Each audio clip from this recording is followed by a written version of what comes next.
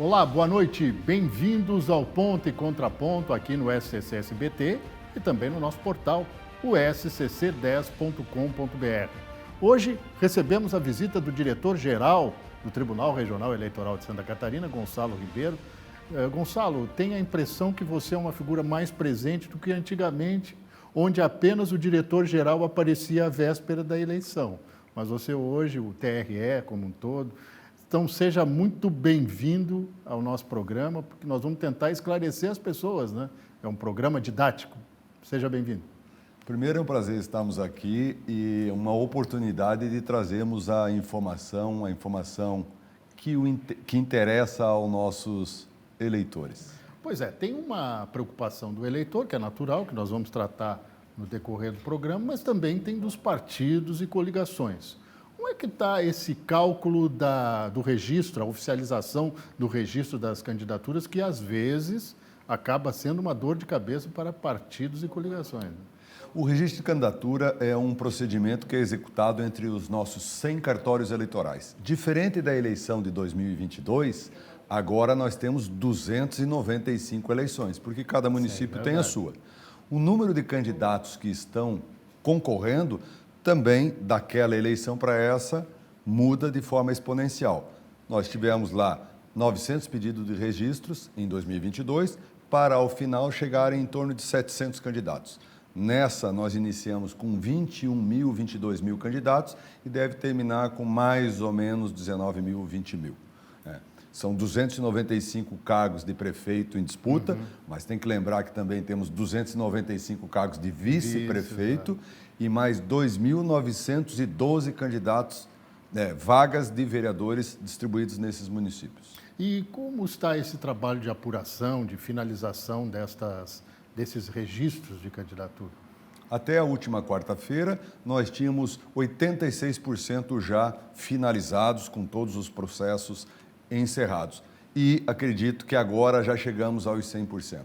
As pessoas às vezes não têm noção disso, mas se houver desistência de um candidato ou até mesmo ser levantada a impossibilidade legal dele concorrer, os partidos e coligações têm prazos, né, para substituição. Ele tem o prazo para a substituição e já ocorreram algumas nesse período, mas o que importa é o que estará na urna. Então, nós temos um tempo de configuração e carga das urnas, que nós sempre tentamos deixar o mais próximo da eleição, para que a urna reflita, de fato, aqueles que são os candidatos que vão concorrer.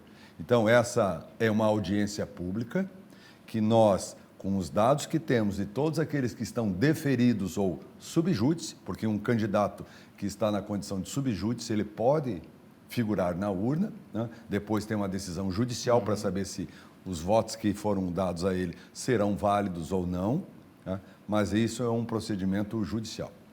Me diga uma coisa, é natural que eu faça essa pergunta, que tu nunca respondeu, se está tudo pronto para a eleição. Distribuição de urnas, depois todo o trabalho também de segurança, o trabalho de logística, né? Não só de transporte, mas também de instalação dessas urnas, né? E muita gente confunde colégio eleitoral com o local da votação, não tem nada a ver uma coisa com a outra. Colégio eleitoral é o número de eleitores em determinado município, né, da federação. Mas me diga o seguinte, o trabalho fluiu esse ano, parece que até se deu mais publicidade à entrega de urnas. Está tudo dentro do prazo? Olha, primeiro, as pessoas entendem a eleição como aquele dia onde elas têm que ir até um local de votação, achar a sua sessão eleitoral para poder votar. Mas todo o nosso trabalho, ele se inicia assim que encerra a eleição anterior. Para realizar esta eleição de 2024, são 29.056 atividades distribuídas entre os nossos 100 cartórios e a sede. Todas elas têm uma atividade predecessora e sucessora, ou seja, todas elas têm uma razão de acontecer e são encadeadas, né? Elas têm um fluxo. Hoje nós estamos com 40% do projeto, do planejamento executado, daí alguém vai dizer assim, mas 40% tão próximo da eleição? Há um mês da eleição. Há um mês da eleição? Não, este 40% está exatamente onde deveria estar, ou seja, estamos em dia. Por quê?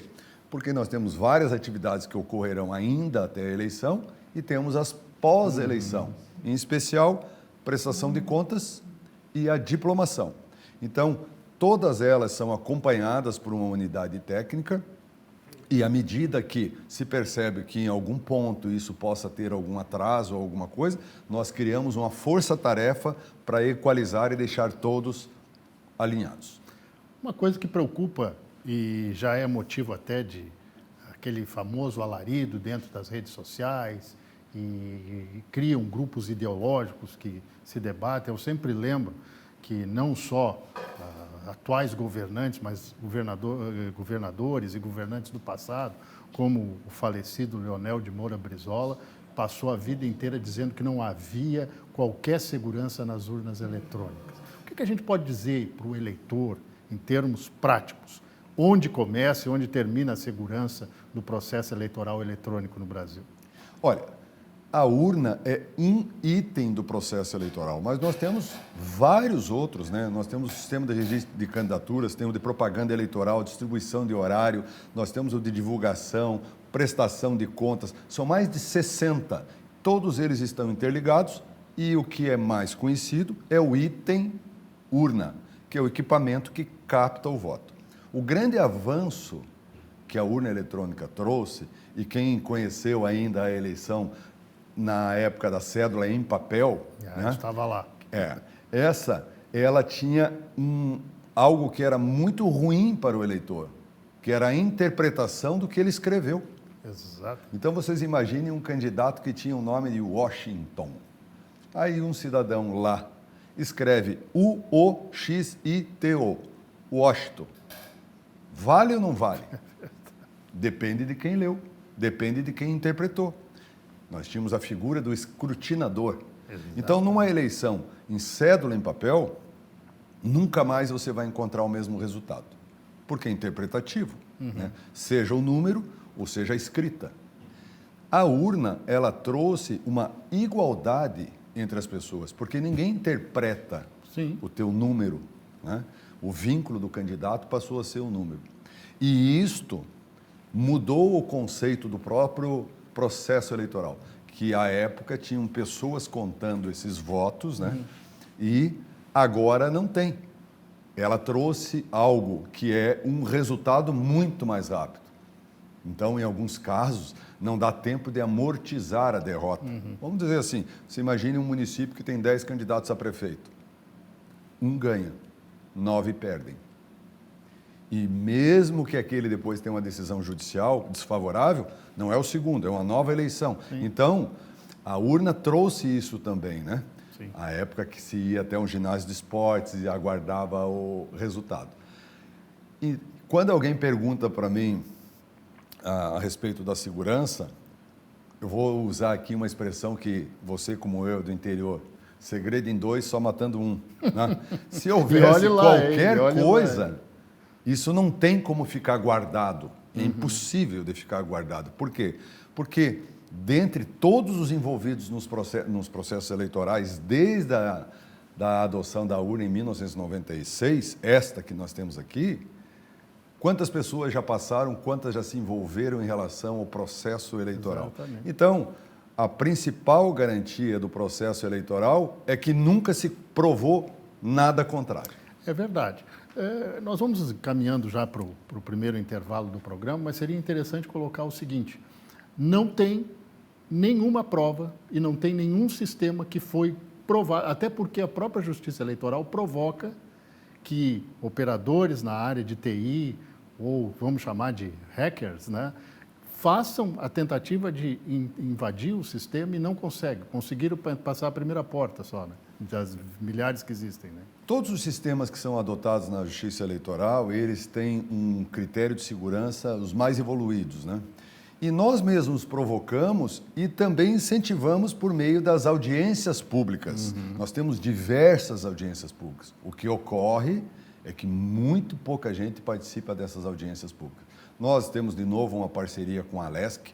As auditorias do funcionamento e integridade das urnas vão ocorrer no hall da Alesc, onde as nossas 27 urnas sorteadas na véspera da eleição serão recolhidas e aqui auditadas Quem quiser É a pode acompanhar. zerésima lá. Quem quiser pode acompanhar e ver como funciona uma urna. E lá, não só é feito todo o procedimento, como são tiradas as dúvidas de quem tem interesse. É um evento que é presidido por um juiz integrante da corte. Este ano foi designado o doutor Adilor Daniele, que irá fazer esse trabalho de coordenar essa equipe. Gonçalo Ribeiro, diretor-geral do TRE de Santa Catarina, volta daqui a pouco, no segundo bloco, onde nós vamos falar de pardal, vamos falar de segurança da eleição, mas principalmente o que você tem que saber sobre o e-título. Já voltamos, é só um instantinho.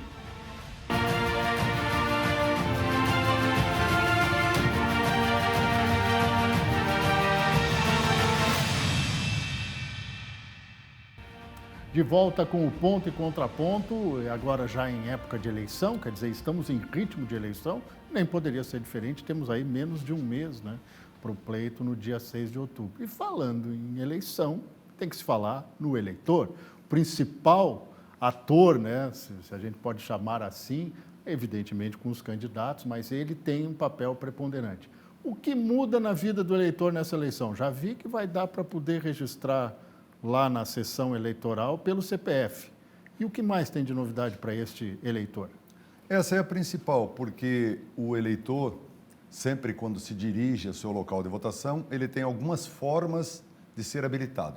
O primeiro é pelo e-título, que é o título eleitoral eletrônico. Facilita em muito, porque ali tem informações de local de votação, da sua sessão, e isso otimiza o procedimento. Mas se ele não está com esse documento eletrônico, ele apresenta qualquer um com foto para poder ser habilitado, e o mesário não precisa digitar o número do título dele. Pode digitar o número do título ou do CPF, que é mais fácil, porque a maioria das pessoas sabe de cor o seu número de CPF. É uma novidade e também um avanço na urna de modelo 2022, que vai ser usada em 2024, que a acessibilidade ela é maior, ela vai poder recepcionar melhor os eleitores. Nós estamos falando de um instrumento, uma ferramenta fantástica que é o e-título. O eleitor não pode deixar para baixar no celular, atenção, você que está nos assistindo, não pode deixar baixar no celular na última hora. Tem que fazer isso agora, né? O que mais se busca na Justiça Eleitoral nos dias que antecedem a eleição é onde eu voto e qual é o número do meu título. Então, nós temos uma campanha que está em curso para que as pessoas baixem o e-título, porque essa informação ele terá com antecedência, principalmente ali constando onde é o local de votação dele e qual é a sua sessão eleitoral. Essa campanha ela vai ser massificada agora, inclusive teremos a Semana do e-título, que faremos para fazer com que isso ganhe a repercussão que merece. Vou repetir, hein? Baixa o e-título. Vai lá na loja do seu celular, ou você é iOS, que é o Apple, ou você é Google, né? Que é para os demais Androids. Baixa lá, baixa o e-título e vai tranquilo para o dia da eleição, né? Eu nunca pesquisei no e-título, confesso, sou réu, confesso nessa aqui. Mas tem ali para estabelecer as eleições que você já participou, né? Você pode consultar ali quantas você já participou e se está em débito com a Justiça Eleitoral, né? A ideia da Justiça Eleitoral é evoluir o e-título para que ele sirva como um hub, como ele sirva como um documento centralizador da vida eleitoral do cidadão. Então, nós estamos ainda em procedimentos, porque isso é uma solução nacionalizada, ela não pode ser apenas para Santa Catarina, e ela tem uma repercussão para atingir 157 milhões de pessoas aptas, porque esse número é maior, porque nós temos aqueles que, por alguma questão, não estarão aptos nessa eleição, né? Exemplo, teve uma condenação judicial, está com título suspenso, enfim. Então tem não algumas votou nas últimas 3 eleições. 3 eleições seguidas ou 5 alternadas, está fora do país, né? Então tem alguns procedimentos que tornam um conjunto de pessoas aptas e essas são as que vão escolher quais são os próximos dirigentes. Você sabia que é por conta da Justiça Eleitoral e esse cadastro que existe no Brasil inteiro, que hoje existe a uniformização das informações do Brasil? Hoje, o Poder Judiciário foi atrás da Justiça Eleitoral para uniformizar os estados também. Vários sistemas no Brasil estão interligados justamente por conta desse cadastro biométrico da Justiça Eleitoral. Um ponto muito interessante é que o cadastro da Justiça Eleitoral, ele é presencial, o que a gente chama de balcão. Quando você se inscreveu, você teve que ir até um cartório. Sim. E lá prestou todas as suas informações. Então, é presencial. Isso ganhou uma relevância tão grande que o seu CPF hoje está vinculado ao número do título eleitoral. Exatamente. Por quê? Porque hoje você faz um chaveamento entre o teu CPF e o teu número de título.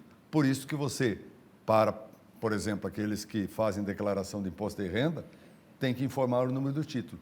E, na Justiça Eleitoral, o número do CPF. Interessante isso.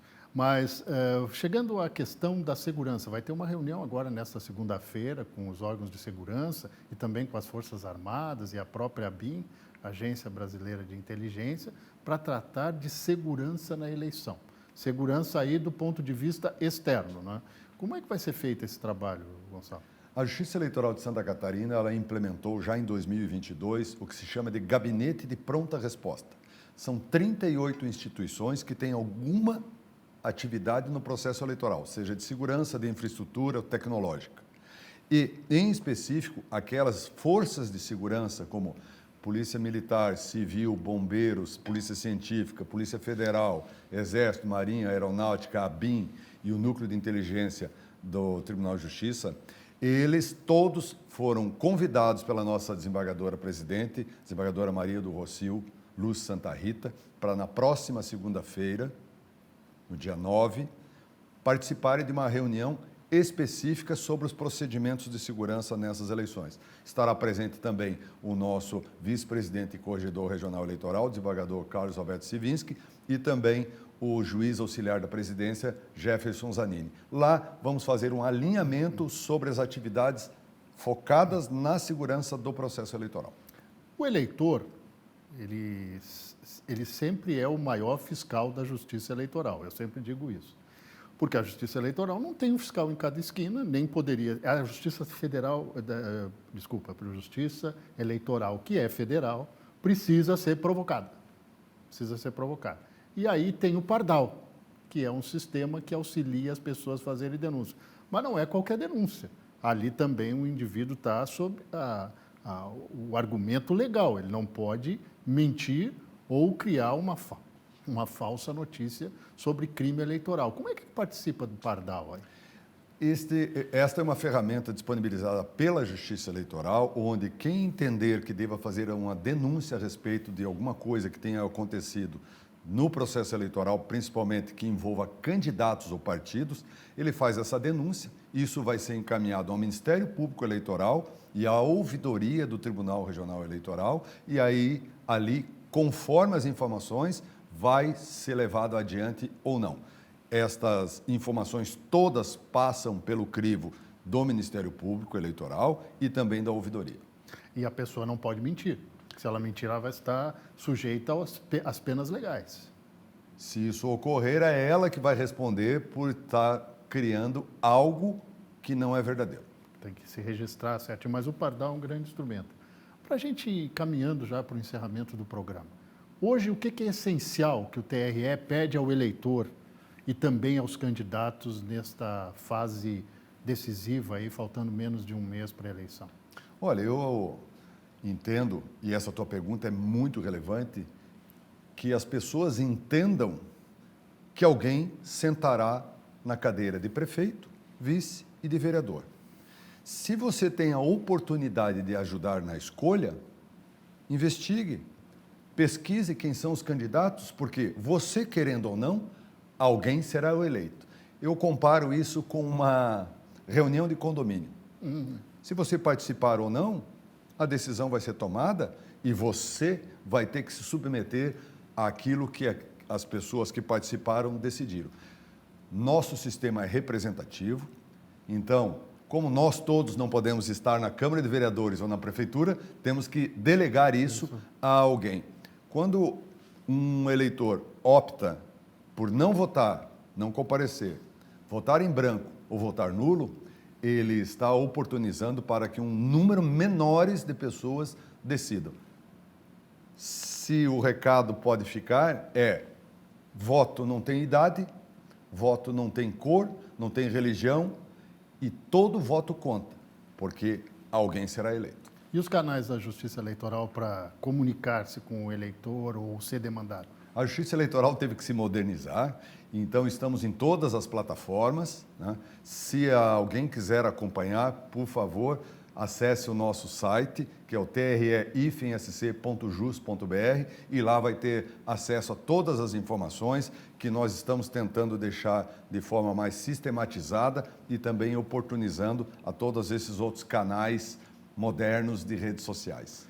Muito obrigado, Gonçalo Ribeiro, você que é diretor-geral do Tribunal Regional Eleitoral de Santa Catarina.